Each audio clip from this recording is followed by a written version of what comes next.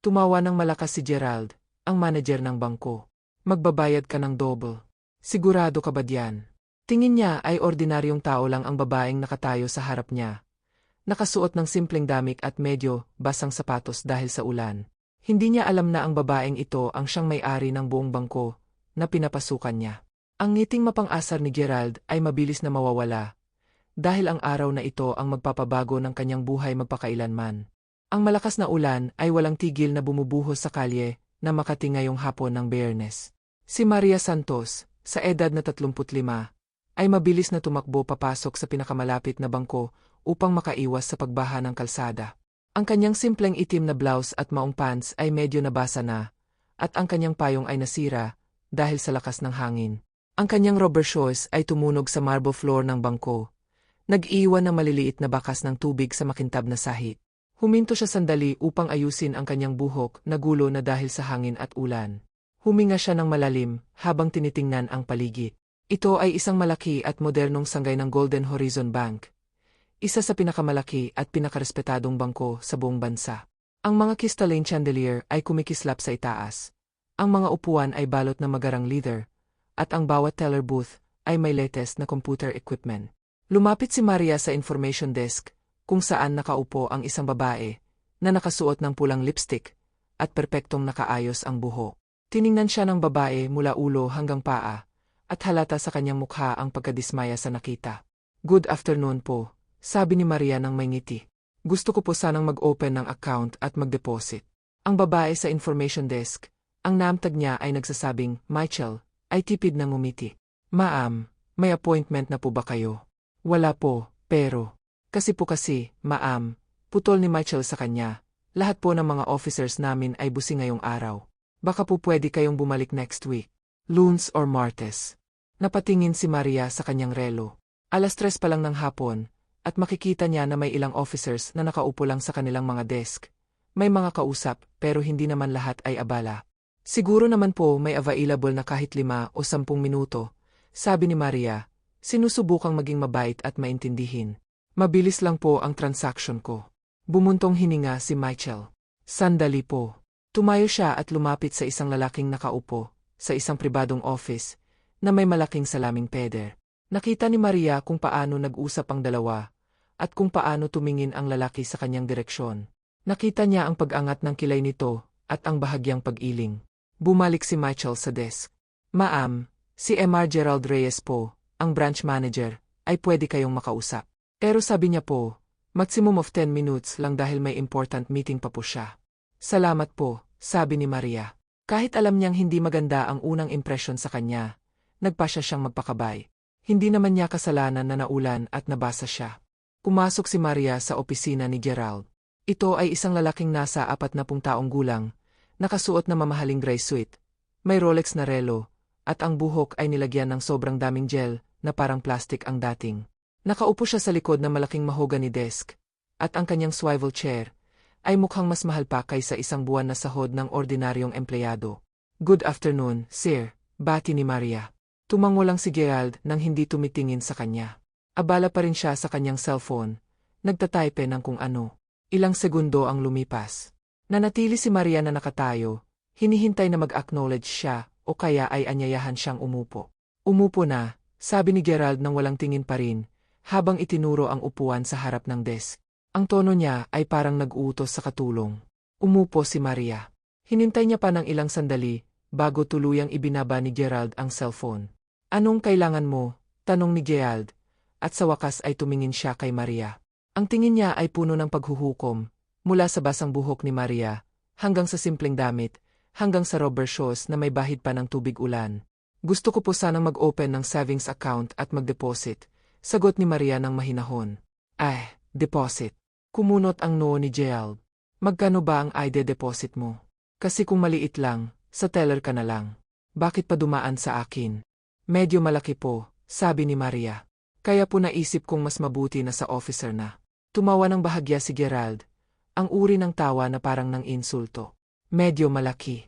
Define mo nga ang medyo malaki para sayo." Naramdaman ni Maria ang pag-init ng kanyang pisngi. Alam niyang minamaliit siya, pero pinili niyang manatiling kalmado.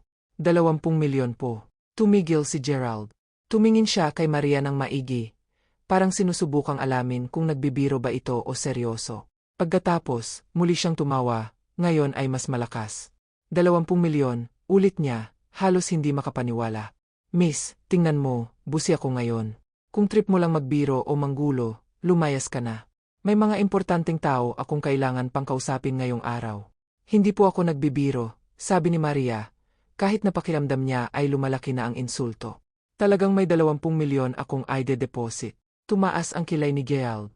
Tumingin siya sa bag ni Maria, isang simpleng canvas bag na nabili lang sa Divisoria.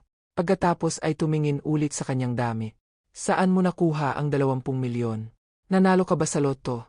Tanong niya ng sarkastiko. O baka naman scam yan. Kasi tingnan mo, hindi kami tumatanggap ng dirty money dito. Humigpit ang hawak ni Maria sa kanyang bag. Ito na ang boses sa isip niya na nagsasabing umalis na. Pero may bahagi rin sa kanya na gustong makita kung hanggang saan ang kabastusan ng taong ito. Galing po sa negosyo ko, sagot niya ng simple. Negosyo. Tumawa ulit si Gerald. Anong klaseng negosyo ba ang mayroon ka? Tingin sa'yo, siguro nagtitinda ka ng kakanin sa palengke. O baka naman, white, naku, huwag mo sabihin galing sa online selling ng mga ukay-ukay. Tumawa siya sa sarili niyang biro. Ang mga salitang iyon ay parang kutsilyo sa dibdib ni Maria. Hindi dahil nahihiya siya sa mga taong nagtitinda ng kakanin o ukay-ukay. In fact, marami siyang kakilalang matitino at masipag sa ganoong negosyo. Ang masakit ay ang pagmamaliit, ang paghuhukom, ang asyumsyon na dahil simple ang hisura niya, ay wala na siyang halaga. Mr. Reyes, sabi ni Maria, sinusubukang kontrolin ang boses. Nandito po ako bilang customer. Gusto ko lang po mag-deposit ng pera ko. Hindi ko po alam kung bakit kailangan pa ninyong insultuhin ako. Umismid si Gerald. Insultuhin. Miss, reality check lang ang binibigay ko sa'yo. Tingnan mo nga, ang mga taong may 20 milyong piso, ay hindi pumupunta dito na ganyan ang itsura. Ang mga iyon ay may driver, may bodyguard, naka-designer clothes, hindi yung mukhang kakapalengke lang. Kumulo ang dugo ni Maria, pero pinili niyang manahimik. Huminga siya ng malalim. Sir, pwede ko na po bang i-proceed ang transaction? Tanong niya, ang bawat salita ay control. Sige nga, sabi ni Gerald. Tapos ay sumandig siya sa kanyang upuan na parang nanonood ng palabas. Ipakita mo sa akin ang 20 milyon mo. Gusto kong makita. Dala mo ba sa bag mo yan? Baka maholda ka pa sa labas. Tumawa siya ulit sa sarili niyang joke. Dahan-dahan na binuksan ni Maria ang kanyang bag. Inilabas niya ang isang envelope. Loob noon ay may manager's check mula sa ibang bangko. Inyabot niya ito kay Gerald. Kinuha ito ng manager nang may pagkairita pa rin sa mukha. Pero nang mabasa niya ang check, nawala ang ngiti sa kanyang labi. Ang manager's check ay legit. 20 milyon, exactly. Pero hindi pa rin nawala ang yabang ni Gerald. Imbis na humingi ng tawad, tumayo siya at inilabas ang ballpen. Ah, meron ka nga pala, sabi niya, pero ang tono ay parang disappointed pa rin na mali ang hinala niya. Pero tingnan mo, may policy kami dito. Pag ganito kalaking halaga, kailangan ng full verification. Kailangan mong ipakita ang proof of income, business permits, ITR ng last 3 years, at kailangan pang dumaan ng approval process na mga 1 to 2 weeks. Kailan po naging ganoon ang policy? Tanong ni Maria. Kilala niya ang bawat sulok ng bank policies, dahil siya mismo ang nag-approve ng karamihan doon. Pero gusto niyang marinig kung ano pang dahilan ang ilalabas ng manager na ito. Matagal na, sagot ni Gerald ng defensive. Kaya kung wala kang time o patience para doon, eh di magbangka sa iba. Marami namang bangko sa Makati, di ba? Tumayo na si Maria. Tama na. Sobra na ang narinig niya. Salamat sa oras ninyo, Mr. Reyes, sabi niya ng mahinahon. Pero may tanong lang po ako bago ako umalis. Ano? Tanong ni Gerald. Mukhang sabik na ring makaalis si Maria. Pag may customer na pumasok dito na nakasuit at tea, Mercedes ang sasakyan, dala-dala ang latest iPhone, pero walang pera na ide-deposit, paano po kayo mag-respond? Tanong ni Maria. Napatingin si Gerald sa kanya nang may pagtataka. Natural, treat ko ng mabuti. Respeto naman ang dapat, di ba? Baka potential big client. Pero ako, na may actual 20 milyon na handa kong i-deposit, tinrato ninyo akong parang basura, dahil lang sa hitsura ko. Tanong ni Maria. Nag-iwas ng tingin si Gerald. Hindi naman basura. Sinabi ko lang naman ang policy. Policy na ginawa ninyo lang ngayong hapon na ito. Putol ni Maria.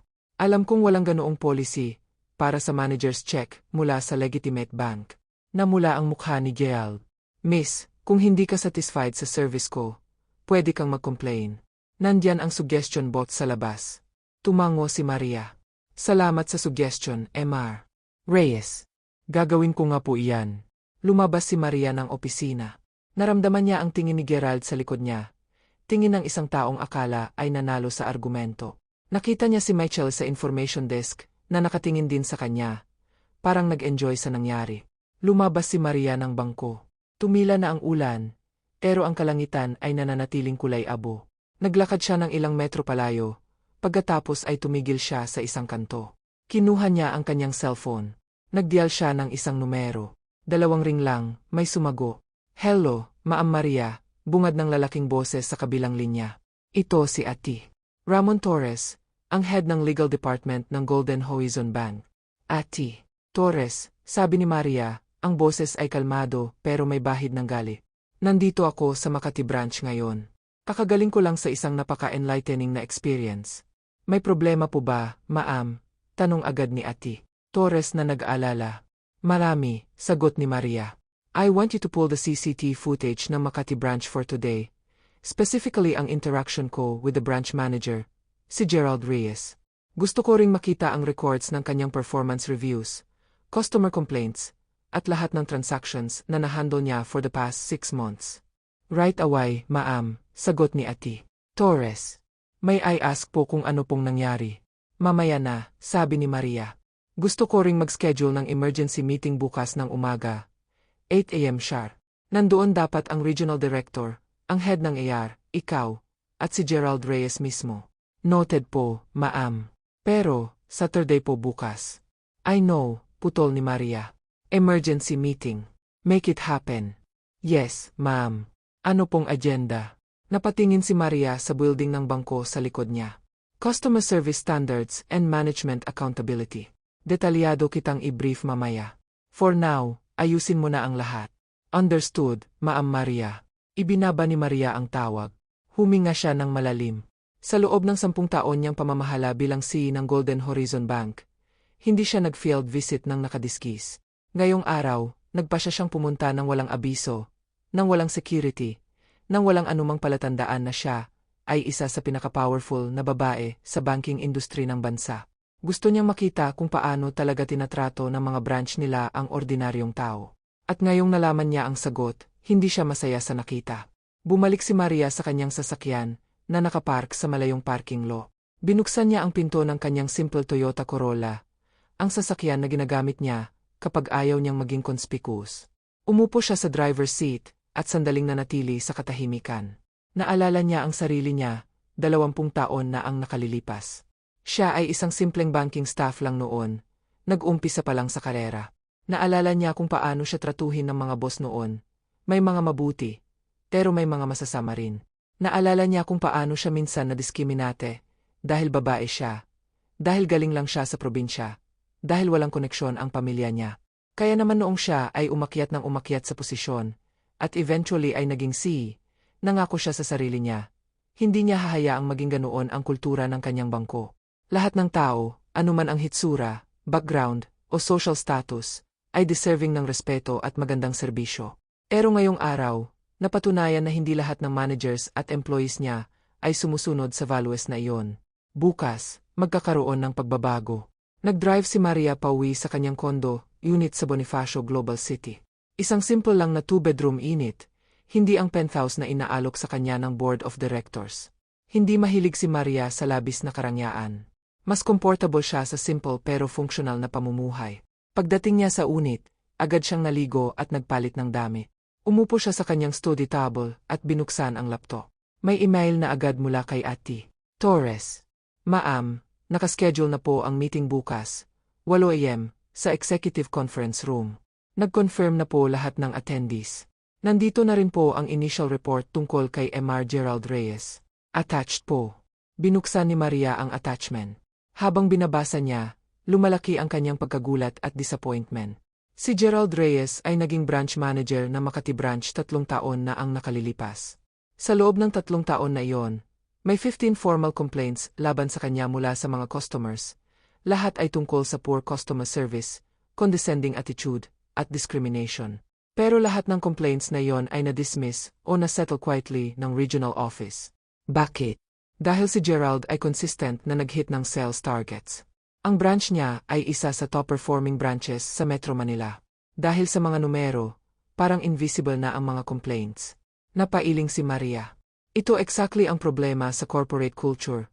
Ang overemphasis sa numbers habang ang values at customer satisfaction ay now-overlook.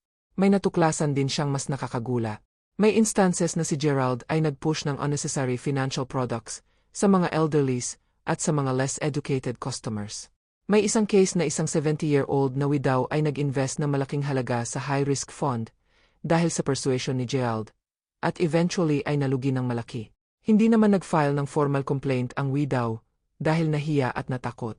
Puno ng gali ang dibdib ni Maria. Ito ay hindi lang tungkol sa kanya. Ito ay tungkol sa libu-libong customers na posibleng nakaranas ng same treatment. Kaya naman ay na-take advantage. Nag-type si Maria ng email reply kay Ati Torres. Thank you sa report. Prepare mo rin ang complete list ng lahat ng complaints, formal at informal, na na-file against any officer sa Makati branch for the last 5 years. Gusto ko ring makita ang resolution ng bawat complaint. Attach mo lahat sa presentation bukas. Send. Humiga si Maria sa kama ng gabing iyon, pero hindi siya makatulog. Iniisip niya ang mukha ni Gerald, ang pagmamaliit, ang pang-insulto, ang kawalang respeto. Iniisip niya rin ang mukha ni Michelle sa information desk, ang mga tingin niya na puno ng judgment. Pero higit sa lahat, iniisip niya ang mukha ng widow na nalugi dahil sa maling advice. Iniisip niya ang mga taong nag-walk out ng bangko dahil minamaliit, ang mga taong hindi na bumalik dahil sa bad experience. Bukas, magsisimula ang pagbabago. At si Gerald Reyes ay unang makakaramdam ng consequences. Alas 7:30 ng umaga ng Sabado, dumating na si Maria sa Golden Horizon Bank main office sa Ortigas. Ito ay isang 30-story building, at ang executive offices ay nasa pinakataas na palapag. Nakasuot siya ngayong araw ng kanyang usual corporate attire, isang elegant navy blue suit, matching heels, at ang kanyang buhok ay nakabun ng maayos. Ang pagkakaiba ng hisura niya kahapon at ngayon ay halos langit at lupa. Bumati sa kanya ang mga security guards sa lobby. Good morning, MS Santos. Lahat ay nakangiti, ang respeto ay kitang-kita. Sumakay siya sa executive elevator na exclusive lang para sa top management. Pagdating niya sa executive floor, sumalubong agad si Ati Torres. Nasa mid-50s na ito, may kulay abong buhok, at nakabusiness suit din kahit weekend. Good morning, ma'am, bati niya. Nandito na po sa conference room ang lahat. Well, lahat except kay MR Reyes. Tumingin si Maria sa kanyang relo. Alas 8 pa naman ang meeting. Tawagan mo siya. Nakontak na po namin kanina, ma'am. On his way na raw po. Nagulat daw po kasi biglaan ang weekend meeting. Tumango si Maria. Good. Brief me habang wala pa siya. Pumasok sila sa executive conference room. Malaki ito, may long table na pwedeng maupo ng 20 persons. Malaking LED screen sa dingding, at floor-to-ceiling windows na nag-o-overlook sa skyline ng Metro Manila. Nandoon na sina MR Anthony Domingo, ang Regional Director ng Metro Manila Branches, MS Patricia Lim, ang Head ng Human Resources, at 2 pang staffers mula Legal at AR Departments na mag-assist sa meeting. Tumayo silang lahat nang pumasok si Maria. Good morning, ma'am, bati nila sabay-sabay. Good morning, sagot ni Maria. Salamat sa pagpunta kahit weekend. Umupo na kayo. Umupo ang lahat. Si Ati Torres ay nagsimula ng mag-set up ng presentation sa screen. Ma'am, sabi ni MR Domingo, ang Regional Director, pwede ko po bang malaman kung ano ang agenda ngayong umaga? Medyo nagulat po kaming lahat sa biglaan at urgency. Mamaya ko ay explain kapag kumpleto na tayo, sagot ni Maria. Hinihintay pa natin si MR Gerald Reyes, Branch Manager ng Makati Branch. Nagkatinginan sina MR Domingo at MS Lim. May bahid ng pag-aalala sa kanilang mga mukha. Alas 8 na. Walang Gerald. Alas 8:05. Wala pa rin. Alas 8:10. Bumukas ang pinto ng conference room. Pumasok si Gerald, parang may hangover, medyo gusot ang polo shirt, at halata sa mukha ang pagod at iritasyon. Maliwanag na hindi siya masyadong prepared para sa meeting na ito. Sorry, late, sabi niya habang pumapasok. Traffic tapos. Natigilan siya nang makita si Maria na nakaupo sa dulo ng table. Kumunot ang noo niya, parang pamilyar ang mukha, pero hindi niya ma-place kung saan niya nakita. "Mr. Reyes," sabi ni Maria ng mahinahon. "Maupo ka."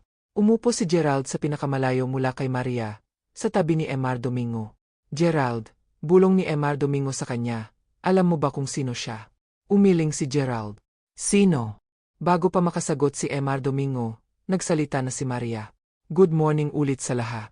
Since kompleto na tayo, magsisimula na ako." Tumayo siya. Lahat ng mata ay nakatuon sa kanya. Para sa mga hindi pa nakakakilala, ako si Maria Santos, CEO ng Golden Horizon Bank. Parang nabato si Gerald sa kinaupuan. Namutla ang mukha niya. Unti-unti na niyang natatandaan, ang babae kahapon, ang basang buhok, ang simpleng dami. Iyon ay ang CEO, ang kanyang boss. Ang boss ng boss niya. Kahapon, patuloy ni Maria, ginawa ko ang isang field visit sa Makati branch. Nag-walk-in ako bilang regular customer, walang appointment, walang pahiwatig kung sino ako.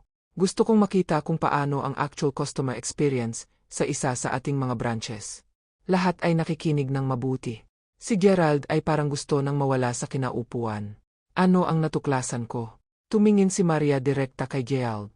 "Natuklasan ko na ang ilan sa ating mga managers ay humahatulan ng customers base sa hitsura. Natuklasan ko na kung mukha kang mahirap, kahit may 20 milyong piso kang dala, trato sa'yo ay parang basura." Bumaba ang tingin ni Gerald sa mesa. Ang kanyang mga daliri ay nanginginig. "Ati Torres," tawag ni Maria. Tumayo si Ati Torres at nagplay ng video sa screen. Ito ay ang CCTV footage mula kahapon, may audio. Kitang-kita ang buong interaction ni Maria at Gerald sa opisina. Nagsimula ang video. Narinig ng lahat kung paano sinabi ni Gerald ang, "Define mo nga ang medyo malaki para sa'yo." Narinig nila ang pagtawa niya, ang pag-accuse ng scam, ang pag-imply na galing sa online selling ng ukay-ukay ang pera. Narinig nila kung paano niya sinabi na, "Mukhang kakapalengke lang." Habang tumutugtog ang video, namumula ang mukha ni Gerald, hindi sa galit, kundi sa kahihiyan. Nakita niya ang sarili niya sa screen, at narinig niya ang tono ng kanyang boses. Kung pinapanood niya ito bilang ibang tao, mahahatulang niya rin na ang manager sa video ay bastos at walang modo. Natapos ang video. Katahimikan ang bumalot sa conference room. "Mr. Reyes," sabi ni Maria, ang boses ay malamig ngunit kontrolado. "May sasabihin ka ba tungkol sa nakita natin?" Tumayo si Gerald, nanginginig. Ma'am Maria, I'm so sorry. Hindi ko po alam na kayo yon. Kung alam ko lang po. Kung alam mo lang na ako ang CEO, putol ni Maria. Tratrato mo ako ng mabuti. Pero dahil akala mo ordinaryo lang ako, okay lang na insultuhin. Hindi po, ma'am, hindi ko po ibig sabihin yon. Umupo ka, Mr. Reyes. Umupo si Gerald, parang batang sinaway. Tumingin si Maria sa iba. Ang problema dito ay hindi lang si Mr. Reyes. Ang problema ay ang system na nag-allow na mangyari ito. Ati Torres, ipakita mo ang report. Lumabas sa screen ang listahan ng complaints. 15 complaints laban kay Gerald sa loob ng 3 taon. Lahat ay may similar theme: rudeness, discrimination, condescending treatment. Mr. Domingo, tawag ni Maria sa regional director. Ikaw ang nag-o-oversee ng Makati branch. Bakit lahat ng complaints na ito ay na-dismiss o na-settle ng walang proper action? Tumayo si Mr. Domingo, pawis na pawis. Ma'am, kasi po ang Makati branch under Mr. Reyes ay consistent top performer. Ang sales targets ay nai-exceed palagi. Akala po namin ay isolated incidents lang, at nare-resolve naman through apologies at isolated, putol ni Maria. 15 beses na nag-complain ang customers, at tinawag mong isolated. Ma'am, sorry po. At dahil lang ba mag-hit ng numbers, okay na. Kahit na ang customers ay na-offend, nadidiscriminate, at may mga matatanda pang na-take advantage. Lumakas ng kaunti ang boses ni Maria, ang emosyon ay unti-unting lumalabas. Umupo si Mr. Domingo, walang masabi. Tumingin si Maria kay Ms. Lim ng AR. Ms. Lim, ang AR ay dapat ang nag-ensure ng proper workplace culture at values. Bakit walang nangyaring training o disciplinary action? Tumayo si Ms. Lim. Ma'am, nag-conduct po kami ng regular customer service trainings. Pero kung ang regional office ay hindi nag-i-escalate ng issues, hindi po namin nalalaman ang extent ng problema. Ibig sabihin, walang proper communication at coordination, sabi ni Maria. Lahat ay nag-blame sa iba, habang ang customers ay nagsusuffer. Tumahimik silang lahat. Bumalik ang tingin ni Maria kay Gerald. MR. Reyes, ikaw. Bakit mo ginagawa iyon? Ano ang naisip mo habang nag-i-insult ka ng customers? Tumayo si Gerald, ayak na. Ma'am, wala po akong excuse. Kasalanan ko po. Siguro po ay nabigatan na ako sa presyo ng trabaho, sa targets, at nakalimutan ko na ang tunay na purpose natin. I'm deeply sorry po. Sorry sa akin, tanong ni Maria. Hindi ako ang dapat mong hingan ng sorry. Ang dapat mong hingan ng sorry ay ang lahat ng customers na nilait mo, minamaliit mo, at na-talk advantage mo. Opo, ma'am, tama po kayo, sabi ni Gerald, tumulo na ang luha sa pisngi. Kung pwede ko lang po silang kausapin isa-isa, hihingian ko po sila ng tawad. Tumahimik si Maria. Umupo siya, huminga ng malalim. Marinig ninyong lahat, sabi niya sa buong grupo, ang Golden Horizon Bank ay hindi itinayo para lang mag-profit. Ito ay itinayo para maglingkod sa mga tao, sa komunidad, sa bayan. Ang bawat customer na pumapasok sa ating mga pintuan, mayroon o wala man silang pera, ay deserving ng respeto at dignidad. Tumango ang lahat. Ngayong araw na ito, mag-i-implement tayo ng mga bagong policies, patuloy ni Maria. Una, lahat ng branches ay mag-u-undergo ng mandatory customer service retraining.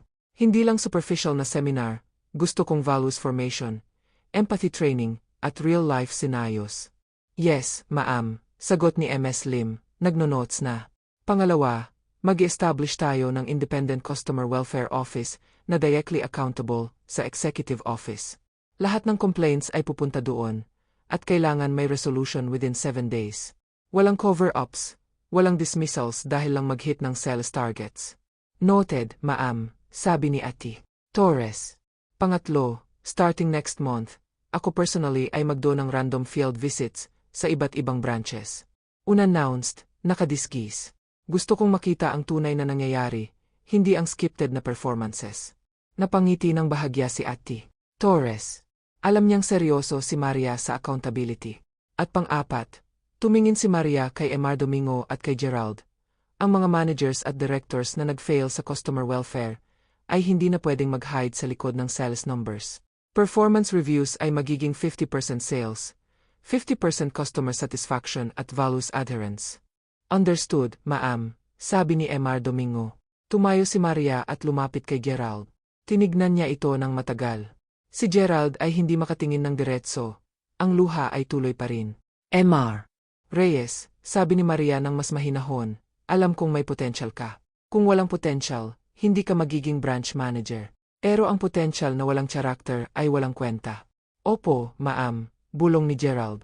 Dahil dito, effective immediately, suspended ka ng walang sweldo for 1 month. Pagkatapos ng suspension, I reassign ka bilang senior staff sa provincial branch. Doon mo ulit matututunan ang basics ng customer service, ang humility, at ang respeto. Opo, ma'am. Thank you po sa second chance, sabi ni Gerald. At kung may marinig akong single complaint tungkol sa iyo within the next year, kapos ka na. Naiintindihan mo? Opo, ma'am. Crystal clear po. Good. Pwede ka nang umalis. Tumayo si Gerald, nagbow, at lumabas ng conference room na parang bigat na bigat ang dala. Pagkatapos, tiningin ni Maria sina Emar Domingo at MS Lim. Kayo rin, may accountability kayo dito. Emar Domingo, written reprimand ka, at bawal ka nang mag-dismiss ng complaints ng unilateral. Lahat ay kailangan dumaan sa proper process. MS Lim, gusto kong makita sa akin ang comprehensive training program within 2 weeks. Yes, ma'am, sagot nila pareho. Yun lang. Dismissed. Tumayo ang lahat at umalis. Naiwan sina Maria at Ati Torres. Ma'am, sabi ni Ati Torres, kung pwede ko lang pong sabihin, I'm impressed. Hindi basta nag-fire, pero nag-give ng second chance with accountability. Ngumiti ng bahagya si Maria. Ati Torres, ang tao ay pwedeng magbago, pero kailangan nilang maramdaman ang consequences ng actions nila. Si Gerald, mayroon pa siyang chance, pero kailangan niyang magtrabaho para doon. Tama po kayo, ma'am. Lumabas din si Ati Torres. Naiwan si Maria mag-isa sa conference room. Lumapit siya sa malaking bintana at tumingin sa labas. Ang Metro Manila ay businakahi sa turday, mga sasakyan, mga tao, mga gusali. Naalala niya ulit ang kahapon. Naalala niya ang pakiramdam ng pagiging minamaliit, pagiging humatol bese lang sa hitsura.